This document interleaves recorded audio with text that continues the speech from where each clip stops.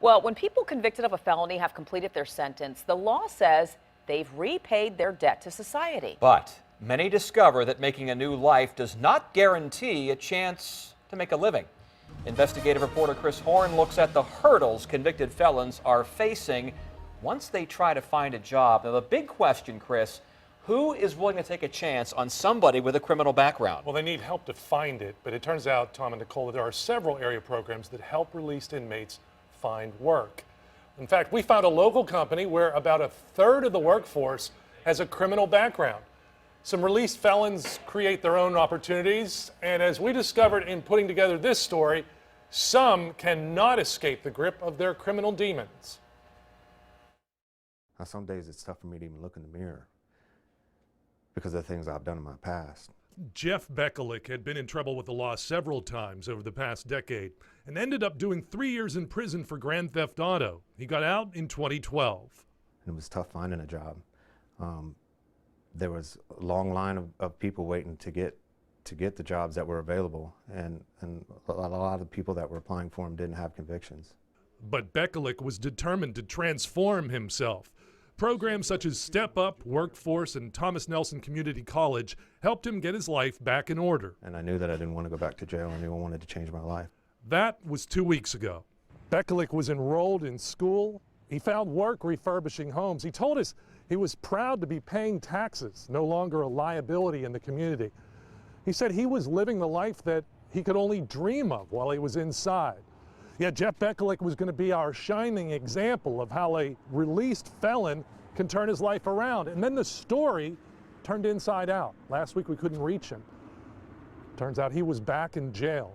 Possession of a firearm by a convicted felon. 8 more months. His case shows how recidivism is real, but advocates for released felons say their resources can work. All they have to do is just reach out, and we're here to help them. Madonna Flores is a supervisor with Norfolk's prisoner reentry program.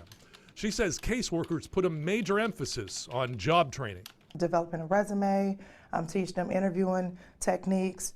They'll also do some job coaching with them to help them be prepared as far as what to expect. Which is all great, but who's actually hiring people with a criminal background? Sorrentino Mariani makes furniture in Norfolk for Air Force bases and high-end hotels. It has about 60 employees. About a third of them have done time. Some of those have worked with the company now for 12 years. They've gotten in trouble, once or twice, but they were some of our best employees. Being able to be with a company that says, I'm going to give you the second chance, I'm not going to hold your past over your head or against you, really helps them and, helps their morale. And here's the face of a felon you might not expect.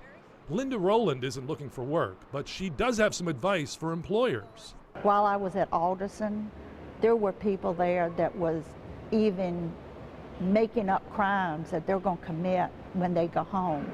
Those type of people are not going to change. You definitely can tell when someone's really serious about wanting to work or if they're just there because maybe their PO is making them come. You can tell a person that is not really willing to change by their actions, by their talk.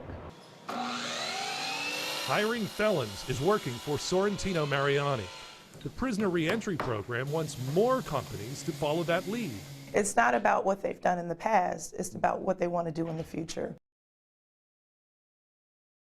And back to Jeffrey Bekalik, that's the one who is back behind bars after seeming to get his life back on track. Well, despite that setback, the York County prosecutor involved in his case says he believes Bekalik does have the potential to turn it around. And now, a national movement could help Jeff and many other ex-offenders get back on track. It's called Ban the Box. It's an initiative already adopted by many local cities in Virginia that has taken the question about criminal background off of city job applications. We have much more on wavy.com. Chris Horne, 10 on your side.